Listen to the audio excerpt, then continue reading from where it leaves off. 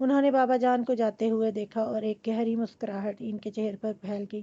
انسان بہت جلد باز ہے، کبھی تو سمندر کی بے رحم موجوں کا مقابلہ کرتے اچانک کنارہ نظر میں آ جائے تو اسے نظر کا دھوکہ سمجھ کر خود کو لہروں کے حوالے کر دیتا ہے۔ انسان بہت جلد باز ہے، کبھی تو سمندر کی بے رحم موجوں کا مقابلہ کرتے اچانک کنارہ نظر میں آ جائے تو اسے نظر کا دھوکہ سمجھ کر خود کو لہروں کے حوالے کر دیتا ہے، اور یہ تحقیق بھی نہیں کرتا کہ وہ جہاں ڈوبا وہاں ساحل تھا، اور کبھی اس صحرا میں چمکتی ریت کو پانی سمجھ کر جھلستی ریت میں دوڑتا چلا جاتا ہے، یہ سوچے بغیر کہ آبلہ پائی کا یہ سفر تشنگی کو بڑھا تو نہ دے گا، مگر ہر غلطی نظر انداز نہیں کی جاتی، کچھ غلطیوں پر سزا بھگتی جاتی ہے۔ نور الہدیٰ کو بھی اس ایک مسکراہٹ کا خمیازہ تمام عمر ادا کرنا تھا۔ 8 بجتے ہی ملیحہ نے سمیرا کو فون کر دیا اور چھوٹتے ہی کہا، تم ابھی اور اسی وقت یہاں آ جاؤ۔ خیریت تو ہے؟ کیا ہوا؟ وہ حیران تھی۔ ملیحہ جھنجھلا گئی۔ سوال مت کرو، بس فوراً گھر آ جاؤ۔ مگر ملیحہ کچھ بتاؤ تو صحیح، بتانے کے لیے ہی تو بلا رہی ہوں۔ اس کی آواز میں نمی محسوس کر کے سمیرا پریشان ہو گئی تھی، مگر خود کو قابو میں رکھتے ہوئے کہا، اچھا ٹھیک ہے، میں آ رہی ہوں، تم پریشان مت ہونا۔ 15 منٹ بعد ہی سمیرا ملیحہ کے کمرے میں تھی اور ملیحہ کی زبان سے سب حال سن کر وہ واقعی بوکھلا گئی۔ تم نے تو کہا تھا تم نور الہدیٰ سے محبت کرتی ہو، تو یہ وجدان بیچ میں کہاں سے آ گیا؟ وہ عاجزی سے بولی۔ وہ تو میں اب بھی کہوں گی کہ مجھے ہادی بھائی سے محبت ہے، مگر اپنی زندگی میں صرف وجدان کے ساتھ گزارنا چاہتی ہوں۔ سمیرا نے سر پکڑ لیا۔ اپنے بابا جان کو تم مجھ سے زیادہ بہتر جانتی ہو، ان کی ضد مثالی ہے، وہ اپنا فیصلہ بدل لیں گے، ایسا تو سوچنا بھی فضول ہے۔ وہ کسی کے سمجھانے سے سمجھنے والے نہیں، لیکن اللہ کے واسطے تم تو کچھ سمجھداری سے کام لو۔ اس نے بیڈ پر گھٹنوں میں سر دیے بیٹھی ملیحہ سے کہا، پھر اس کے قریب بیڈ پر بیٹھ کر سمجھانے لگی، دیکھو ملیحہ، سچ تو یہ ہے کہ نور الہدیٰ اور وجدان کا کوئی مقابلہ ہی نہیں، بلکہ غیر جانبداری سے اگر دیکھو تو نور الہدیٰ وجدان سے کہیں زیادہ بہتر ہیں۔ ہارورڈ یونیورسٹی سے MBA کیا ہے، کس قدر زمین جائیداد کے مالک ہیں، شاید انہیں بھی ٹھیک سے اندازہ نہ ہو، اور کیا غضب کی پرسنالٹی ہے۔ میں نے ایسا خوبصورت مرد اپنی زندگی میں کوئی اور نہیں دیکھا۔ پھر وہ کوئی انجان تو نہیں ہے؟ 2.5-3 مہینے سے تم دونوں ایک ساتھ ایک چھت کے نیچے رہ رہے ہو، ان کی ہر اچھی بری عادت سے تم واقف ہو، اور رخصت ہو کر بھی تمہیں کہیں اور نہیں جانا، شادی کے بعد بھی تم اپنے اسی گھر میں رہو گی۔ سب سے بڑھ کر یہ کہ نور الہدیٰ کو تمہاری بہت پرواہ ہے، میں نے خود دیکھا ہے، شادی کے بعد جب وہ تمہیں لینے آئے تھے تو تمہارا اس طرح تمہارا خیال کر رہے تھے جیسے تم کانچ کی گڑیا ہو۔ اور وجدان کیا ہے؟ صرف LLB ہی تو کیا ہے، ابھی تو اسے اپنا کیریئر بنانا ہے، اسٹیٹس اچھا ہے، مگر نور الہدیٰ کی طرح کروڑوں کا مالک تو وہ نہیں۔ پرسنالٹی ٹھیک ٹھاک ہی ہے، مگر نور الہدیٰ کی طرح ڈیشنگ نہیں۔ وجدان کہیں بھی نور الہدیٰ کے سامنے نہیں ٹکتا، اس میں ہے ہی کیا جو نور الہدیٰ کے سامنے ٹک پائے؟ ملیحہ نے سمیرا کو دیکھا اور تھکی تھکی سی آواز میں کہا، اس میں کیا ہے سمیرا، مجھے نہیں معلوم، مگر جس پل وہ میرے ساتھ ہوتا ہے لگتا ہے یہی زندگی ہے۔ اس کے لہجے میں کوئی تو بات ایسی تھی کہ سمیرا نے گھبرا کر اس کا چہرہ اپنے ہاتھوں میں بھر لیا۔ ملیحہ، یہ بس کچھ دن کی تکلیف ہے، صبر سے جھیل لو، پھر دیکھنا نور الہدیٰ کبھی تمہیں تکلیف ہونے نہیں دیں گے، وہ تمہیں خوش رکھیں گے۔ وہ عاجزی سے بولی، میں جانتی ہوں سمیرا، وہ مجھے خوش رکھیں گے، بھلا یہ کیسے ہو سکتا ہے کہ میں ہادی بھائی کے ساتھ خوش نہ رہوں، مگر زندہ نہیں رہوں گی۔ ملیحہ، تمہیں کیا ہو گیا ہے؟ کیوں تم پاگلوں جیسی باتیں کر رہی ہو؟ سمیرا نے اسے شانوں سے پکڑ کر جھنجھوڑ دیا اور ملیحہ ایک دم ہی پھوٹ کر رو پڑی۔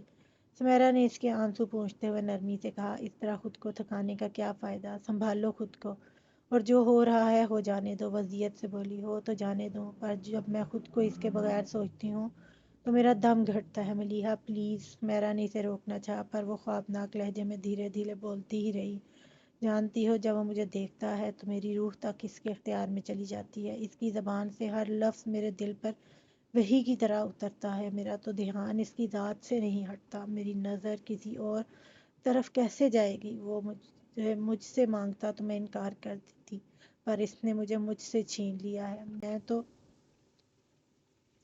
اپنی بھی نہیں رہی، کسی اور کی کیسے ہو جاؤں؟ لیکن بابا نہیں سمجھتے، مر جاؤں گی سمیرا، میں سچ مچ مر جاؤں گی۔ وہ تڑپ تڑپ کر روتی، اس یوں کہ اسے گلے سے لگا کر چپ کراتی سمیرا خود بھی رو پڑی۔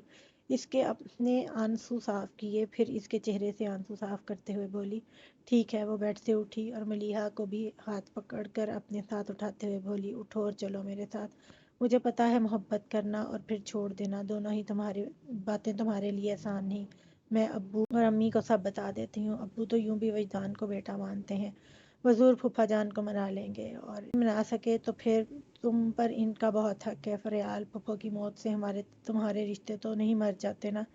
مگر وہ اپنی جگہ سے ہلی بھی نہیں تھی، اور اپنا ہاتھ چھڑواتے ہوئے اس نے تعصب بھری نگاہ سمیرا پر ڈال کر کہا، بابا جان نے اس لیے تو مجھے پال پوس کر بڑا نہیں کیا کہ میں انہیں چھوڑ کر چلی جاؤں۔ پھر وہ قطعیت سے بولی، میں کہیں نہیں جاؤں گی، نہ کسی اور سے مدد مانگ کر بابا جان کو شرمندہ کروں گی۔ یہ باپ بیٹی کا معاملہ ہے، اگر میں خود انہیں منا سکی تو ٹھیک، ورنہ جو وہ کہیں گے وہی کروں گی۔ تم بس اتنا کر دو کہ بابا جان سے مجھے ساتھ لے جانے کی اجازت لے لو۔ میرا وجدان سے ملنا بہت ضروری ہے، لیکن مجھے لگ رہا ہے کہ بابا جان مجھے اکیلے جانے کی اجازت نہیں دیں گے۔ جس طرح ایک رات میں انہوں نے میری شادی کرنے کا فیصلہ کیا ہے، اس سے تو یہی ظاہر ہوتا ہے کہ اب انہیں مجھ پر اعتماد نہیں رہا۔ وہ آخر میں آزردہ سی ہو گئی تھی۔ سمیرا نے الجھ کر کہا، تم کیا کرنا چاہتی ہو؟ وجدان کو بابا جان کے سامنے لا کر کھڑا کرنا چاہتی ہوں۔ مجھے یقین ہے بابا جان اگر ایک بار بھی اس سے مل لیں تو میرا ہاتھ اس کے ہاتھ میں دینے پر انہیں کوئی اعتراض نہیں ہوگا۔ کچھ تو وجدان میں ایسا ہے کہ ایک بار جس سے مل لے اس کے دل میں اتر جاتا ہے۔ وہ بہت یقین سے کہہ رہی تھی، ٹھیک ہے، میں پھوپھا جان سے اجازت لے کر آتی ہوں، تب تک تم ذرا کپڑے بدل کر اپنا حلیہ ٹھیک کر لو، سمیرا نے کہا، اور پھر اٹھ کر بابا جان کے پاس آ گئی جو اس وقت اسٹڈی میں موجود تھے۔ حالانکہ وہ سوچ کر آئی تھی کہ اسے ان سے کیا کہنا ہے، پھر بھی بری طرح گھبرا رہی تھی۔ بابا جان کی شخصیت ایسی تھی کہ سامنے والا خواہ مخواہ ہی نروس ہو جائے، اور سمیرا کے پاس تو نروس ہونے کی وجہ بھی تھی۔ السلام علیکم پھوپھا جان، اس نے تھوک نگل کر سلام کیا۔ ٹیبل کے دوسری طرف بیٹھے بابا جان نے اپنے سامنے کھلا زمینوں کے حساب کتاب کا رجسٹر بند کیا اور سمیرا کو اپنی زیرک نگاہوں کی گرفت میں لے کر بولے، وعلیکم السلام، بیٹھو بیٹا۔ سمیرا ایک کرسی پر ٹک گئی تو انہوں نے کہا، کیسی ہو؟ گھر میں سب خیریت ہے؟ جی پھوپھا جان، اللہ کا شکر ہے۔ پھر انہوں نے اتنی صبح اس کی آمد پر کوئی سوال نہیں کیا تھا، مگر وہ خود ہی بتانے لگی۔ 8 بجے ملیحہ کا فون آ گیا تھا، کہنے لگی جلدی سے گھر آ جاؤ، یہاں آ کر اس کی شادی کا پتہ چلا تو میں نے سوچا آپ کو مبارکباد دے دوں۔ تمہیں بھی مبارک ہو۔ خیر مبارک، لیکن پھوپھا جان شادی کی تیاری بھی تو کرنی ہے، دن بھی تو کتنے تھوڑے ہیں۔ ملیحہ نے فون پر بتا دیا ہوتا تو میں امی اور چچی جان کو بھی ساتھ لے آتی۔ اب سوچ رہی ہوں کہ آج ہی اسے اپنے ساتھ شاپنگ پر لے جاتی ہوں، کل امی آ جائیں گی تو باقی شاپنگ ان کے ساتھ کر لیں گے۔ ٹھیک ہے۔ وہ اسے گہری نظروں سے کھوج رہے تھے اور سمیرا کی ہتھیلیاں تک پسینے سے بھیگ گئیں۔ تو میں ملیحہ کو اپنے ساتھ لے جاؤں؟ اس نے پوچھا۔ ہاں لے جاؤ، اور ڈرائیور کے ساتھ جانا، میں ابھی کسی سے کہہ کر گاڑی تیار کروا دیتا ہوں۔ جی پھوپھا جان۔ وہ سعادت مندی سے گردن ہلا کر اٹھی اور جانے لگی۔ سمیرا، بابا جان نے اسے آواز دی۔ جی پھوپھا جان۔ وہ ایک دم ڈر کر پلٹی۔ خریداری کے لیے پیسوں کی ضرورت پڑتی ہے بیٹا، انہوں نے کہا، پھر دراز میں سے ہزار ہزار کے نوٹوں کی 2 موٹی گڈیاں نکال کر ٹیبل پر رکھ دیں۔ سمیرا نے آگے آ کر وہ گڈیاں اٹھا لیں۔ پر خیال رہے شام 7 بجے سے پہلے تم دونوں گھر پہنچ جاؤ۔ شام کو ملیحہ اور نور الہدیٰ کی منگنی کی تقریب ہے، میں نے افتخار سے فون پر بات کر لی ہے، وہ سب لوگوں کو لے کر شام میں یہاں آ جائے گا۔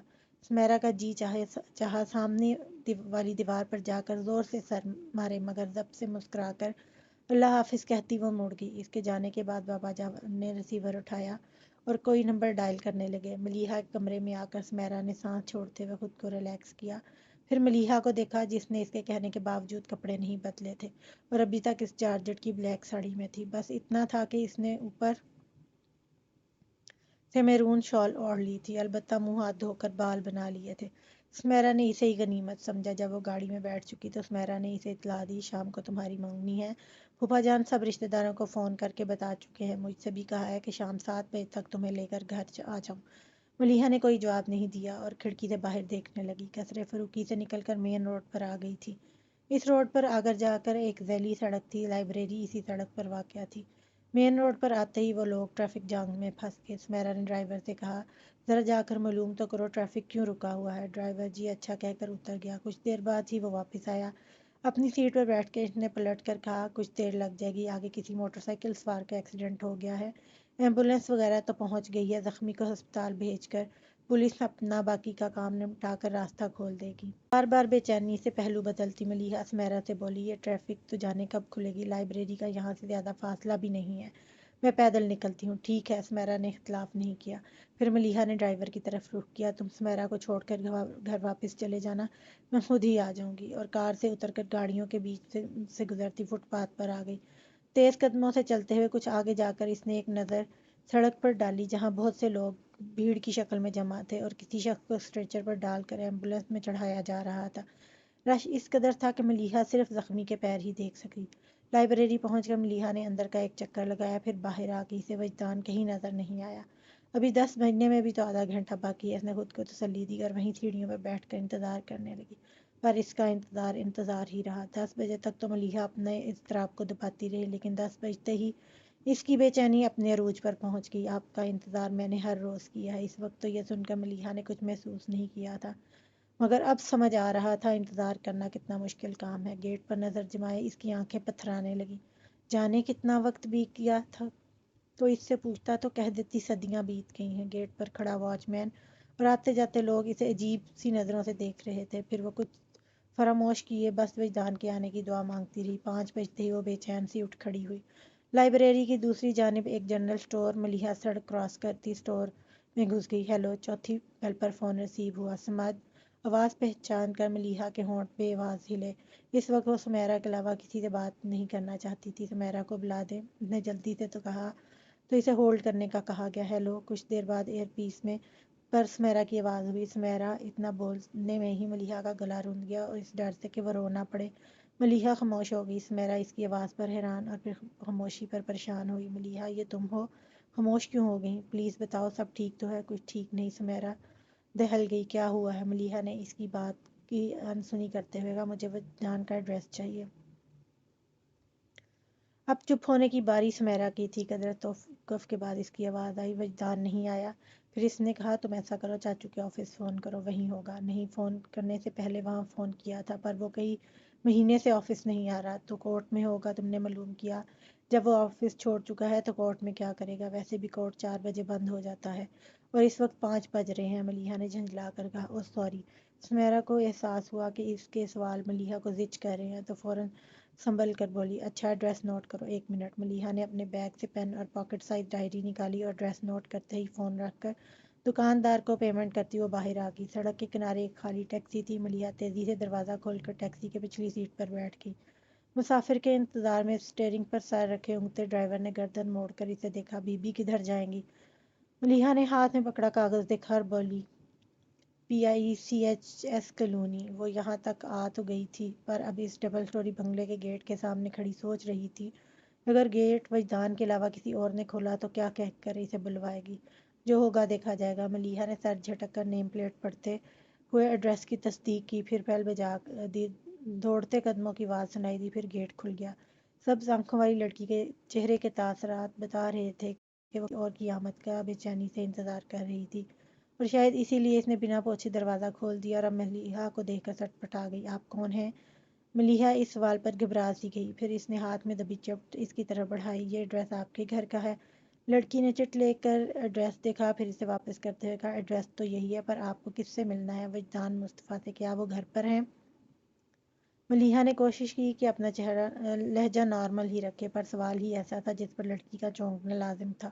آپ کون ہیں اور وجدان سے کیوں ملنا چاہتی ہیں؟ میرا نام ملیحہ فاروقی ہے، پلیز آپ وجدان کو بلا دیجیے، میرا ان سے ملنا بہت ضروری ہے۔ اس لڑکی کی آنکھوں سے اچانک ہی تنفر جھلکنے لگا تھا، پھر وہ کاٹدار لہجے میں بولی، وجدان گھر پر نہیں ہے، اور جھٹکے سے گیٹ بند کرنے لگی تو ملیحہ نے ہاتھ رکھ کر اسے روکتے ہوا پوچھا، 1 منٹ، کیا آپ کو معلوم ہے وہ کہاں ہیں اور کب تک آئیں گے؟ نہیں۔ وہ ایک لفظ بول کر ملیحہ کا چہرہ دیکھنے لگی، جو بیگ سے پین نکال کر اس کاغذ کے پیچھے کچھ لکھنے لگی تھی۔ وجدان جیسے گھر آئے ان سے کہیے گا اس نمبر پر مجھ سے بات کر لیں۔ ملیحہ نے کاغذ اس کی طرف بڑھاتے ہوئے کہا۔ لڑکی نے کاغذ اس کے ہاتھ سے لے کر گیٹ بند کر دیا۔ ملیحہ نے دیوار کا سہارا لیا، ورنہ گر پڑتی۔ گھر پہ نہیں، آفس میں بھی نہیں، تو پھر کہاں چلا گیا؟ لائبریری کیوں نہیں آیا؟ کہیں ایسا تو نہیں کہ بھول گیا ہو؟ خود کلامی کے جواب میں وجدان کی آواز اس کے کانوں میں گونج گئی، جب سے آپ کو حفظ کیا ہے خود کو بھول گیا ہوں۔ ایک ٹیس سی اٹھی تھی جس کو دباتے وہ ٹیکسی میں آ بیٹھی۔ آرٹس کونسل چلیے۔ ملیحہ نے کل اپنی پینٹنگ عشق آتش وجدان کو گفٹ کر کے نمائش سے ہٹوائی تھی، اور یہ بات وجدان کے علم میں بھی تھی۔ ملیحہ اس امید پر آرٹ کونسل آئی تھی کہ شاید وجدان پینٹنگ لینے وہاں آیا ہو، مگر وہ وہاں بھی نہیں آیا۔ ملیحہ نے اپنے فون نمبر کے ساتھ وجدان کے نام میسج چھوڑا اور نمائش والے پورشن میں آ گئی، اس امید پر کہ ایک ایک شخص کا چہرہ دیکھتی رہی کہ شاید وہ وجدان کا ہو، مگر اس کی نگاہیں نامراد لوٹ آئیں۔ ڈرائیور کو واپس لائبریری چلنے کا کہتے ہوئے اس نے رسٹ واچ پر نظر دوڑائی تو 6:45 ہو رہے تھے۔ اسے گھر سے نکلے 8 گھنٹے سے زیادہ بیت چکے تھے۔ کیا آپ اپنے 24 گھنٹوں میں سے ایک پل مجھے نہیں دے سکتی؟ اس وقت وجدان کے لہجے میں جتنی التجائیں تھیں اس سے زیادہ اس وقت ملیحہ کے چہرے پر رقم تھی۔ لائبریری پہنچ کر ملیحہ نے ہال کا ایک چکر لگایا۔ وجدان کو نہ پا کر وہ کچھ سوچتے ہوئے واچ مین کے پاس آئی۔ خان صاحب، آپ سے کسی کے بارے میں پوچھنا ہے۔ پوچھو۔ خان صاحب کی اجازت کے بعد مزید بولی۔ 24-25 سال کا سانولے رنگ کا لڑکا ہے جو تقریباً 6 فٹ، آنکھوں اور بالوں کا رنگ سیاہ ہے اور اکثر یہاں آتا ہے۔ کیا صبح یہاں آیا تھا؟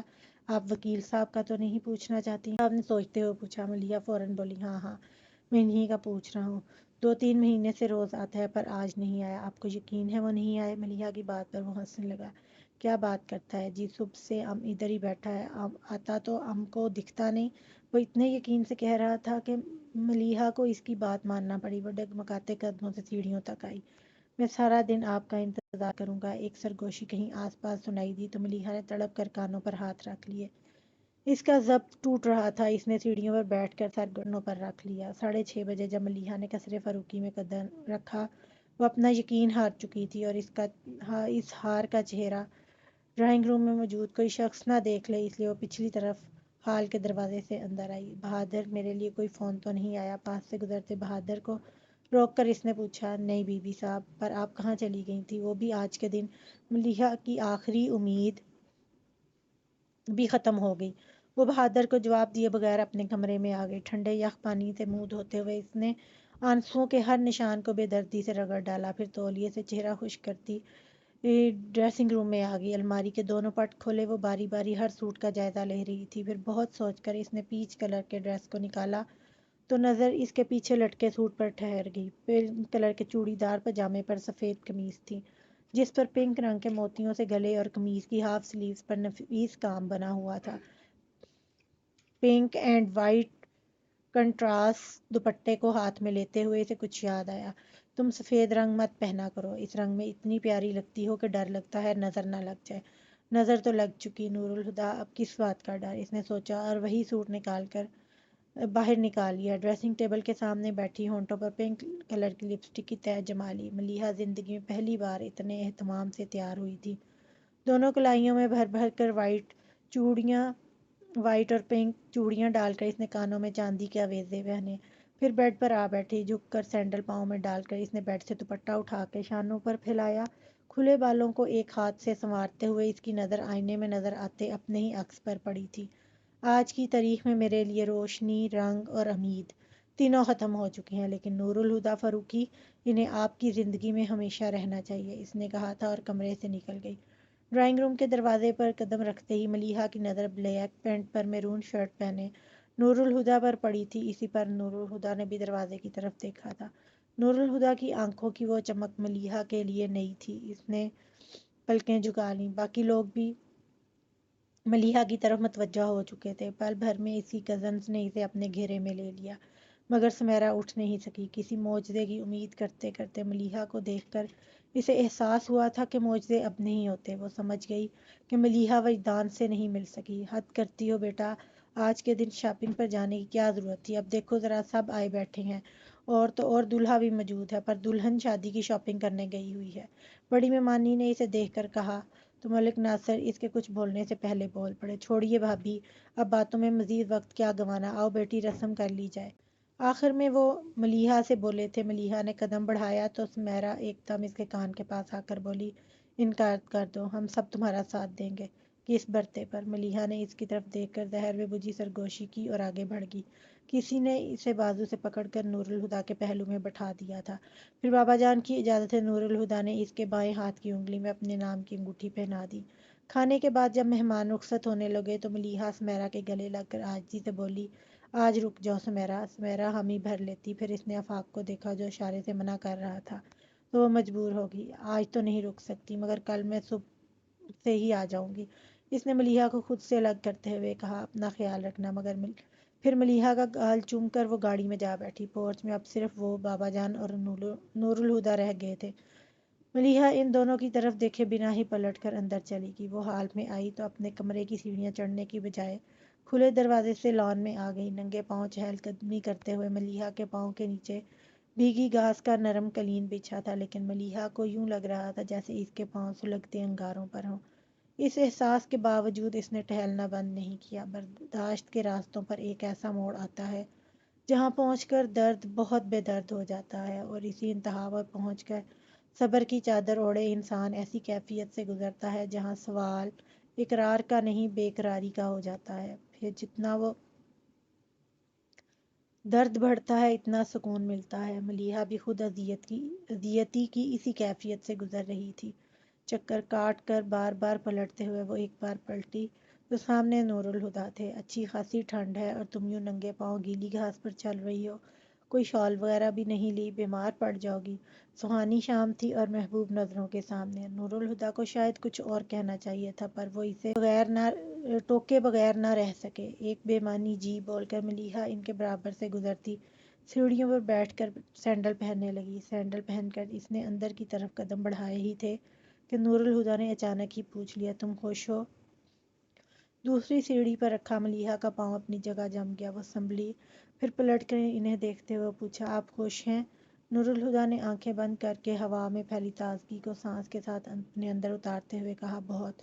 تو سمجھے میں بھی خوش ہوں۔ وہ قصداً مسکرائی۔ نور الہدیٰ نے اس کی طرف دیکھا اور پاس چلے آئے۔ میں جانتا ہوں تمہیں احساس بھی نہیں ہوگا کہ میں پہلی ہی نظر میں اپنا ہر احساس تمہارے نام کر چکا ہوں۔ ملیحہ کے لیے یہ سچ مچ انکشاف تھا، مگر اس کے اعصاب پہلے ہی اس قدر لوٹ چکے تھے کہ وہ حیران بھی نہ ہو سکی، بس انہیں دیکھ کر رہ گئی۔